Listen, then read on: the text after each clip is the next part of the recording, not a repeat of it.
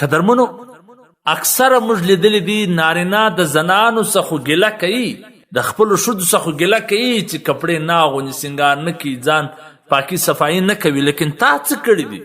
یوه میاشته په سفر تللی د سفره به را روان وي، په دغه خرینو جامو، په دغه خرینو کپړو، په دغه خرین بدن به دی کور ته ورځي.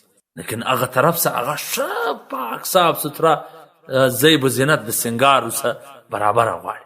نو تا ته خو هم پکار وه چې تا په بازار کې حمام کړی وی، تا په بازار کې ځان صاف سوتره کړی وی، تا ځان پاک کړی وی، تا غسل کړی وی، تا ښه صفا جامې اغوستې وی، ځان ته د زیب و زینت ورکړی وی.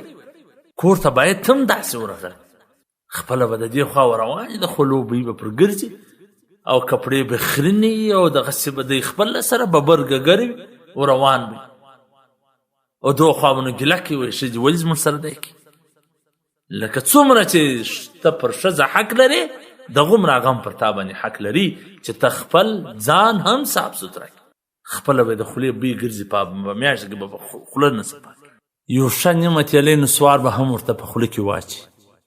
زه تقریبا په 2014 کې جامعه د علوم حقانیه او کوړي له دغسې په سفر تللی و. نو د دوره حدیث کلاس چې ورغلم، شیخ محترم مولوي عبدالحلیم چې مشهوره په دیر بابا تاج الحدیث دی، ډېر بزرګ عالم دی، سپین ږیری دی، د هغه د ترمذي شریف درس شروع نو زه پکې کښېناستم. نو هغه په هغه وخت کې وفرمایله چې کم څوک نسوار کوي دا به د قیامت په ورځ اول د خپل کور والا حق ورکړي، ځکه چې د ده د خولې بوی به ځي، د خولې د بدبویي څه به زنانه په تکلیف وي، صفایي به نه کوي، ټوټ پیسټ به نه لګوي، مسواک به نه کوي. نو دغه تکلیف حق به د قیامت په ورځ ورکوي. نو ته اوس خپله پر ځان برابره کړه چې دا ستا کور والا نسوار کوي، ته به یې برداشت که د خولې د نسوارو بوی کړي، ته به یې برداشت هم به ورته ښکنځل کوي، هم به یې په لغته وو. ما یو ورځ په یو کتاب کې وکتله د یو چا د خاوند د خولې بوی کړي، نو هغې به مخ نه ور راړه، اخر د توره پر راواستله او چې مخ راړی که دې مړه کړه. هغې ورته وویل چې د هر ورځ در مرګ نو دا ښه دی چې یوه ورځ مړه کړه. نو لکه څنګه چې ته د اوخوا څه خوښوې، ته هم څه کوه، ته زړه لرې، هغه هم زړه لري.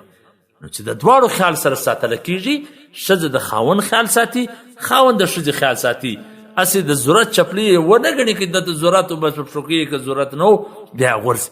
نو بیا به انشاءالله تعالی دغه سفر ښه خوندور روان. عزتمنو لکه څنګه چې نارینه خاوندان پر خپلو ښځو باندې حق لري چې هغه زیب و زینت ورته وکړي، سینګار ورته وکړي، پاکي صفایي ورته وکړي، دغسې دا زنانه هم پر نارینه دا حق لري.